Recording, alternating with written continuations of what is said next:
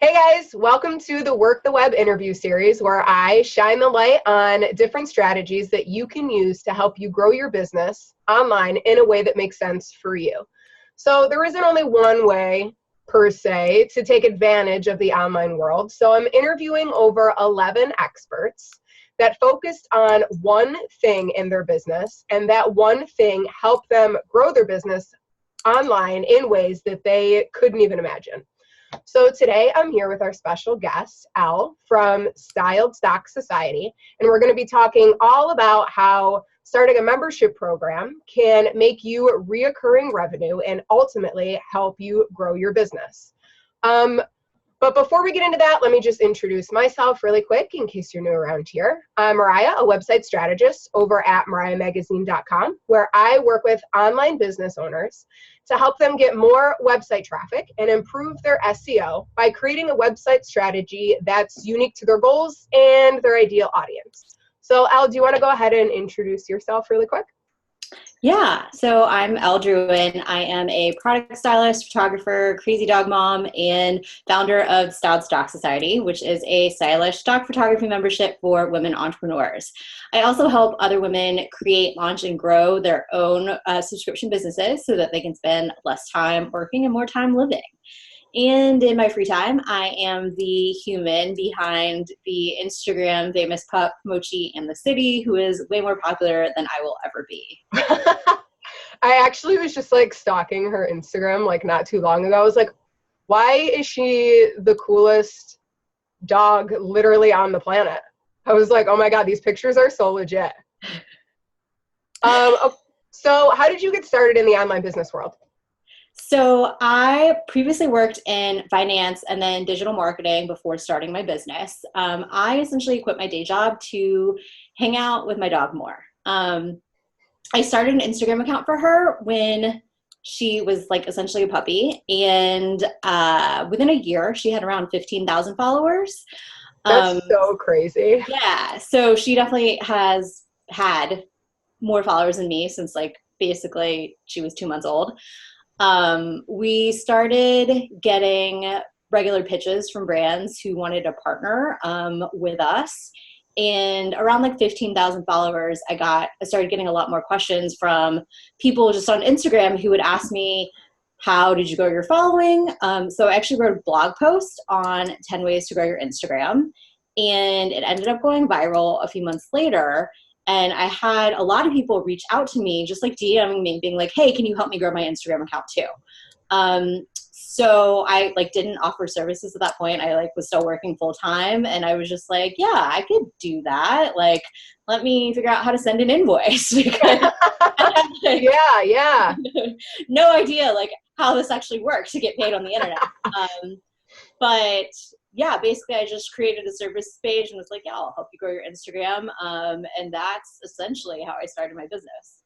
That's so funny. It's like, yeah, I just want to be like best friends with my dog. And then your dog became super cool. And then it's like, it got you right into the online business world. Yeah. That is not a story that you get to hear too often. No, not at all. How long have you been in business? So about 3.5 years now. Okay, awesome. And has like during that time, has it always been like smooth sailing, or did you run into hiccups or like growing pains when you were like first starting out? So I think anyone who says that like it's always been smooth sailing is probably not being 100% honest. But honestly, when I started out, like I had no idea what I was doing. I like literally like wasn't planning to start a business. It just sort of not like totally accidentally happened, but like I started offering services and then I ended up having enough clients that I realized I could quit my job. So I did, but I Yeah, didn't. and that's like an awesome feeling. Yeah, but I didn't have a plan, which is ironic because I literally used to be a financial planner. Um, but I quit my job and was essentially like, look, I'm going to try this and figure it out. And I like remember sitting down with my husband and I was like, I don't really know how this is going to go, but like, I'm going to give it a try. And if it doesn't work out, like I'll go back to like having a real job. But right now, it seems like something that I'm interested in doing. And I've always like wanted to be my own boss, but I didn't really know what that meant or what it looked like. So for the first few months, I was doing some consulting and I ended up creating a bunch of online courses, mainly because it saw that's what like other successful people on the internet were doing. Yeah, yeah. You were like getting inspiration for other people from other people that were successful in the online space. Yeah. So the difference is they actually like knew what they were doing and had an audience, whereas I was like just starting out. So I think within the first 6 months of my business, I launched 3 different online courses. And the first launch was awful. It was terrible. Like less than 20 people bought the course. And looking back at it, like the content was like super generic. And I'm surprised anyone bought it, to be totally so I like immediately was like, okay, this is clearly not working. I launched a second course, which did so much better because I decided to focus on something very, very specific for an audience that I already had. So instead of like just trying to create something to help people, I was like, what can I actually do to help the people that I know in real life? And at the time, a lot of people were coming to me because of my dog. So Yeah, yeah. I created an online course called Celebrity Pet Boot Camp, which is basically an Instagram course for dogs. Oh my God, that's so cool. Yeah. So I don't offer it anymore, but it was like really the first thing that I did that I was like, oh, this is actually a thing. Like when people talk about like, I launched a course and it like made 5 figures in a day. I'm like, this is what they were talking about because they actually had a very specific targeted audience. I was going to say, like, some people get like really weird about niching down super specific, but at the same time, it's like the more specific you can niche down, the better you can harness those people's problems and essentially become their solution, which is what they're going to pay for. Exactly. Yeah. So that went way better than the first, but I still sort of felt like if I wasn't launching something, like I wasn't making money really, like I had some consulting income, but it was really like anytime I would launch something, I'd make like a lot of money. And then, afterwards it'd be like, okay, what's next? Like I got to launch something else if I want to keep making money. Obviously I hadn't figured out evergreen funnels at the time, but I really just like was frustrated with the ups and downs. And it wasn't something that like worked for me and like my personality. I miss having sort of a regular income. Yeah. And it seems like that kind of model like isn't sustainable in the long run because it takes so much energy to put something together and then to launch it. It's like to continue to keep doing that and pushing out new products.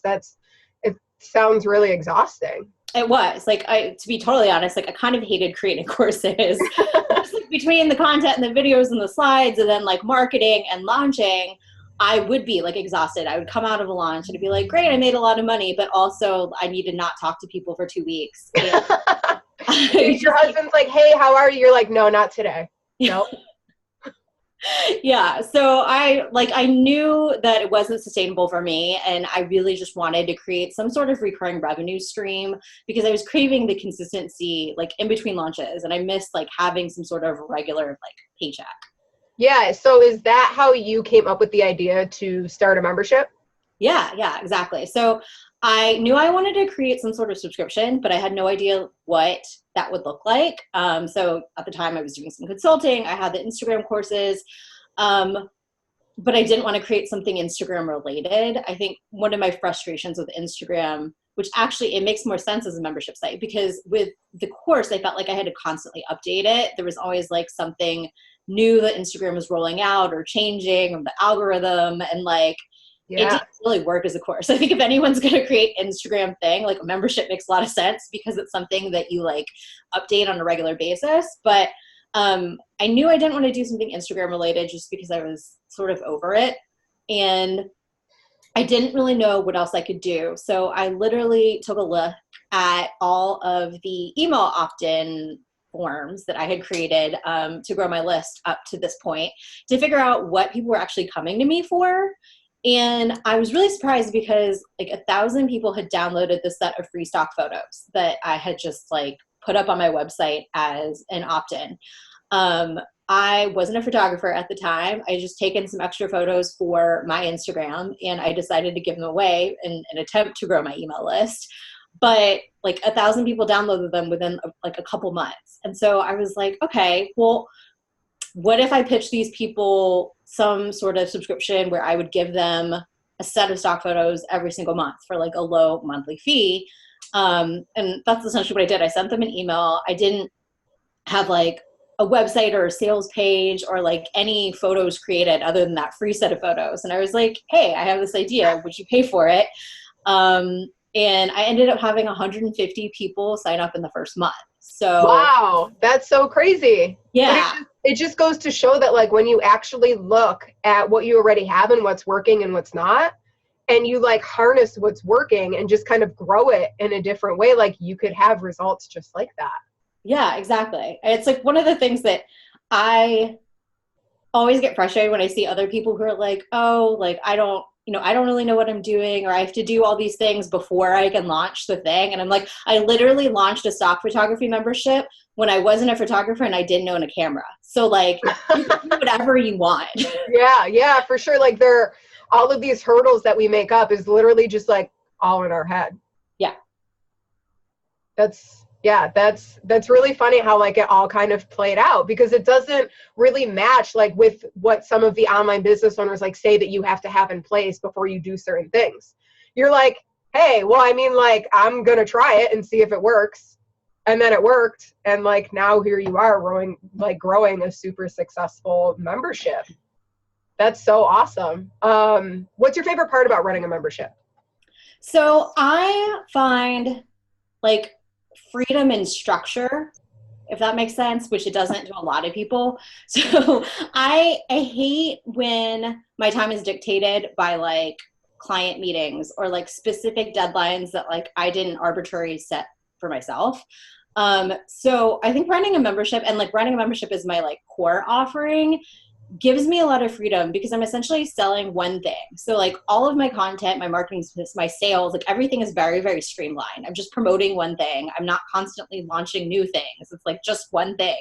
And yeah, it's like a complete 180 from when you started. Yeah, I was doing everything and now I'm doing one thing. And so I know exactly what I need to do every month, exactly how long it should take. It's really easy to plan in advance. And my members tell me exactly what they want. So it like makes everything so much easier and allows me to have more time to run other businesses, to be totally honest. Because yeah, for sure. About not working at all. But I spend like 5 to 6 days a month on my membership, and it is like a self-sustaining business.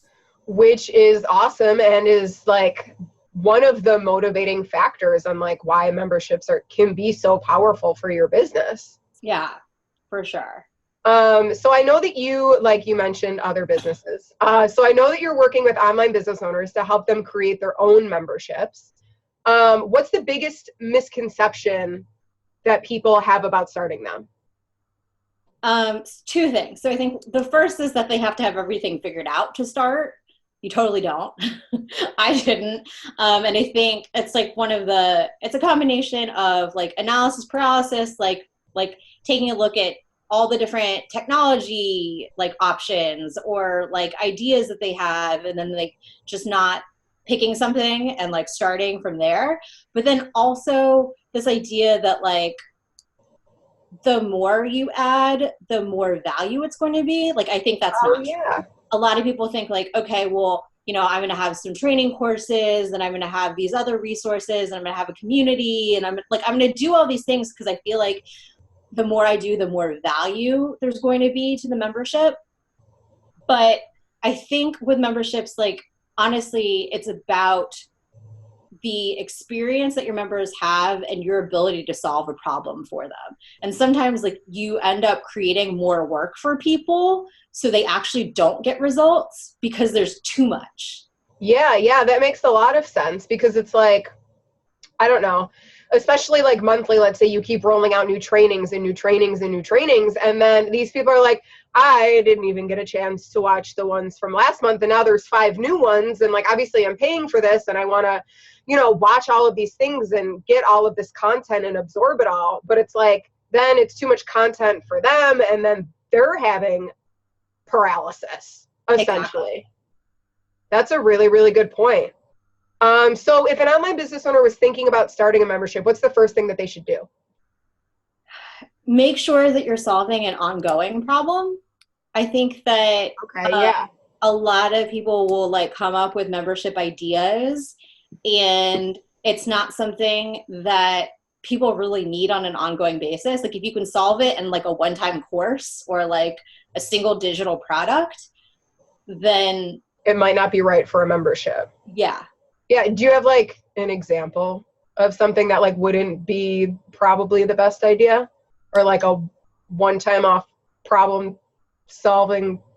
I'm like trying to mush together words here. Yeah.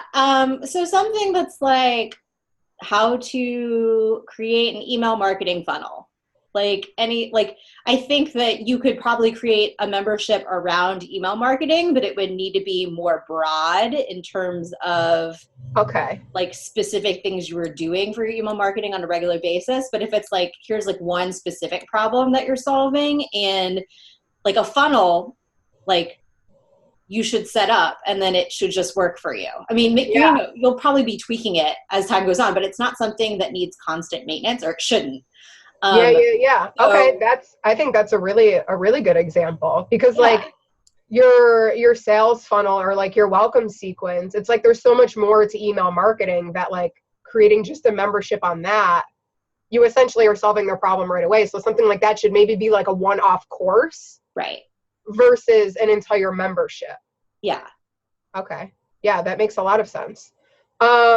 So let's say that somebody is ready to roll. Like they have their idea, they've validated it, which is another important part, I'm guessing, is make sure that you validate, make sure that people want it. So let's say that they've done that. They know what they're selling. They know who their audience is. What things should they consider that maybe aren't obvious to somebody that's starting out? So I think having like, let's say your initial 90-day plan, because with a membership, you need to be continuously serving your members in some way if you want them to keep paying you, which is like the beautiful thing about running a membership, but also the thing that's like kind of the hardest. Like it's great because you have these recurring payments, but those payments stop if you don't provide value to your members in some way. So whether that's like adding new content or like managing your community, you have to know like what it is that people are going to get and like continue to get, so that they keep coming back and keep paying you. It's not just like, okay, I'm going to create this thing and that's it. Yeah. So it's like your initial like you have your people in it, and then you think like, whoa, I'm making so much money. And then all of a sudden people are dropping out. And then it's like, you have to find a way to like keep these people in it, because that's essentially how you make your recurring revenue, is by those people staying in it, not just like only getting new members, which I think a lot of people prioritize a little bit more. Yeah, maybe, for sure. Than figuring out ways to keep them in. So would you suggest maybe like start off with like a 90-day plan, and then always, I don't know, plan like 60 days in advance?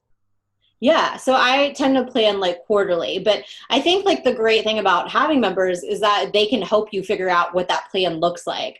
But like you have to be asking them, you have to be constantly surveying them or engaging with them in some way, so that you know what they're getting out of it or what they wish they were getting out of it, and what you can do to improve the experience. I think everything is really about the experience, from like welcoming new members to making sure that they have like the right training or like site walkthrough. A lot of times like you just assume you become a member and then they like know exactly what they need to do, but like sometimes people need to be like handheld through, okay, this is your membership site, here's where you access trainings, like here's where the community is, or whatever is involved in your membership, making sure that they know where they can get everything.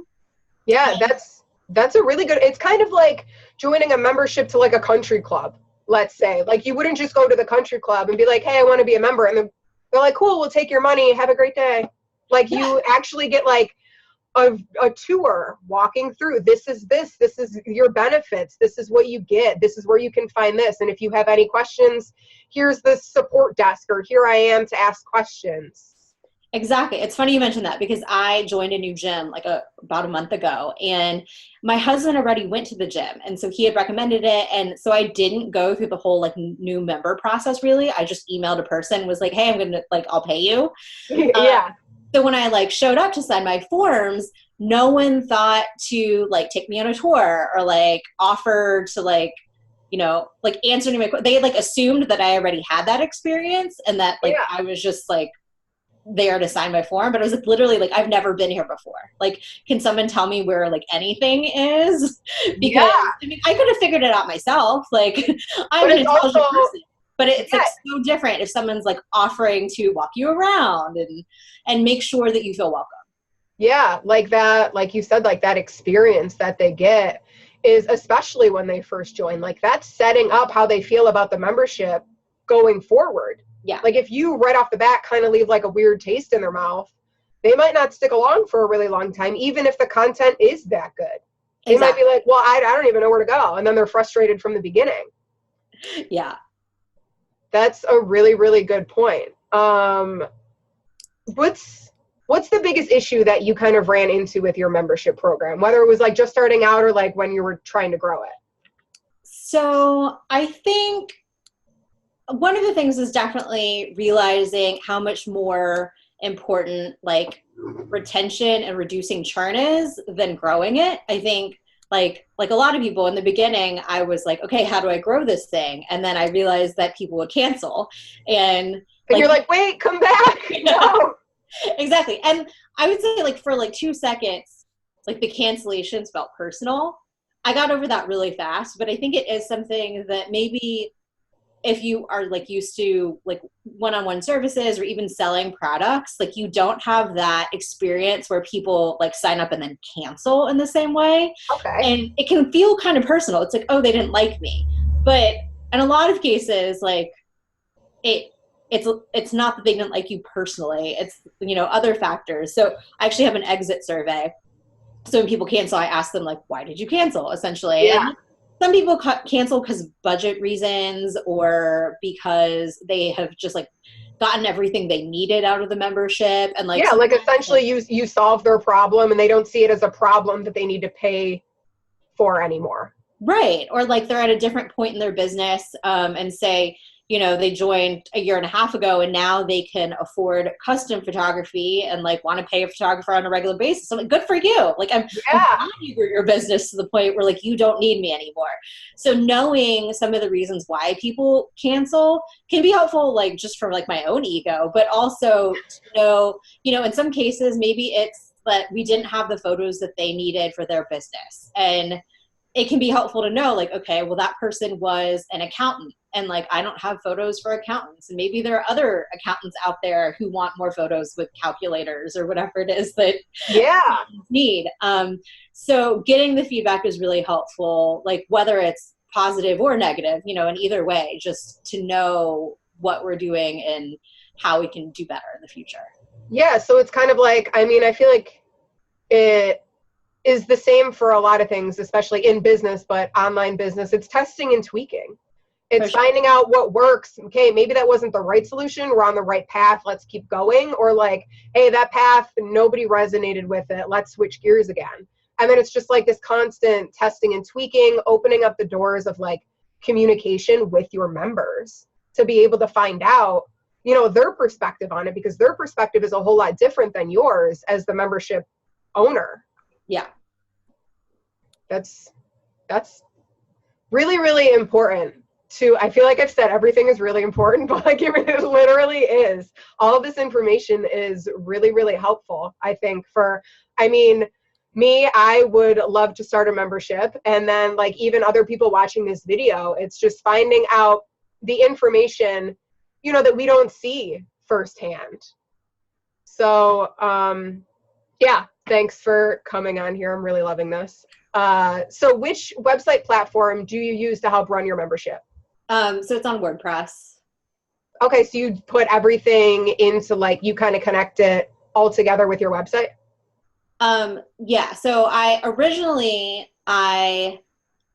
created like a very simple subscription using Sendow's subscription tool, which was not a mistake because it allowed me to launch very quickly and not spend a lot of money or time getting set up.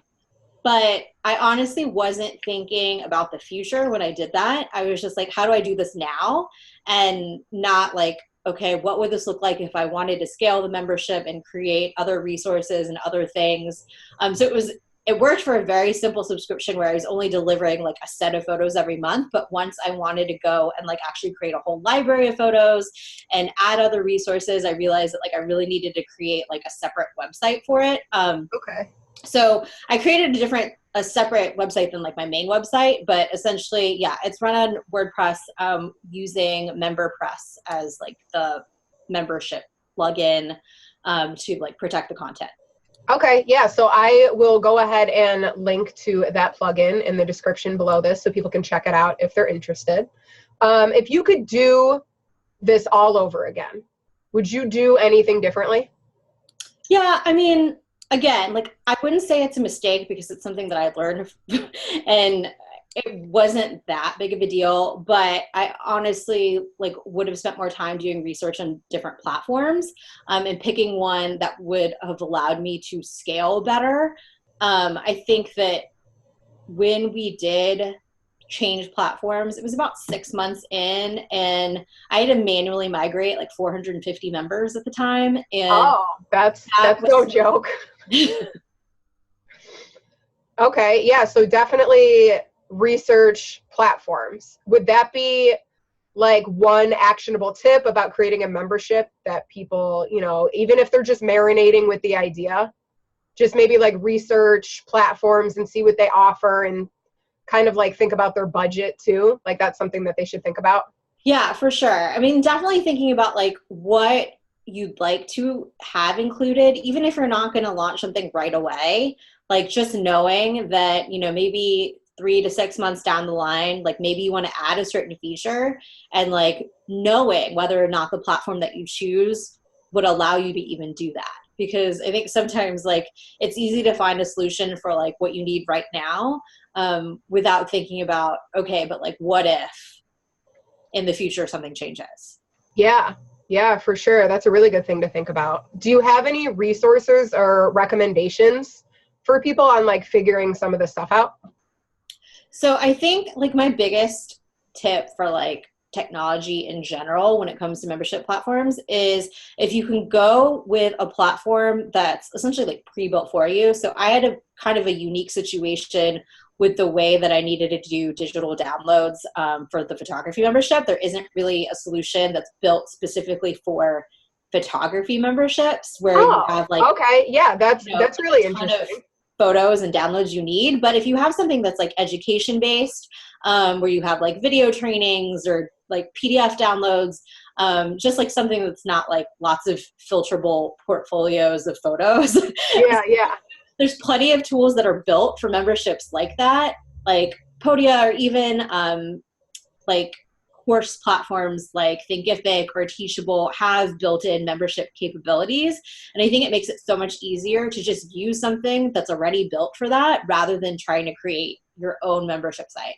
If you obviously know what you're doing when it comes to like creating a website and you're comfortable with doing that, then like, sure, go for it. But for like the average person who just like wants to get something up and running, like don't make it harder for yourself.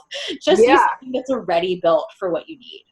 Okay, awesome. So I will go ahead and link to those options for the platforms below in the description too, in case you guys watching, want to go and check those out. Do you have any like blog posts about memberships where people can get more information about them? About Yes. starting them and growing them and all the fun stuff? I have a bunch of blog posts, everything from like the lessons I've learned, the mistakes I made, the tools I use. I have like a step-by-step roadmap to creating your subscription, a blog post on how I market and grow my membership. Oh wow. Yeah, On you have a whole lot of stuff going on. yeah, tips for validating your subscription, and just like even like a 5-day challenge for coming up with a recurring revenue idea. So yeah, I have a lot. Holy crow. Okay, yeah, I will absolutely link to is it all on one blog? Yes. Okay, cool. Then I will leave the link to the blog below also. So now the last and probably the most important question. Where can people find you online and connect with you? So you can find me at ldruin.com, on all social media at ldruin, and Styled Stock Society is styledstocksociety.com. Okay, perfect. So I will link to those as well. I feel like I'm going to be linking to so many helpful things. So Al, I just want to thank you for being a guest on the Work the Web interview. I think that we went over, and I said this a million times, a ton of really helpful information that for people that are curious about starting a membership or just want to like marinate with the idea. And ultimately create reoccurring revenue in their business so that they don't have to go through maybe like that constant launch and lull type thing. And then guys, if you're watching, make sure that you check out the other interviews in this Work the Web series. I've talked to a lot of really helpful online business owners, and they gave some insanely valuable tips on what they focused on that has helped them grow their business in a way that works for them. And as always, if you enjoyed the video, just go ahead and give it a really quick thumbs up. And if you have any questions for me or for Al, go ahead and comment them right below the video or reach out to us on any of the platforms, and we would love to help you. All right, we'll see you later.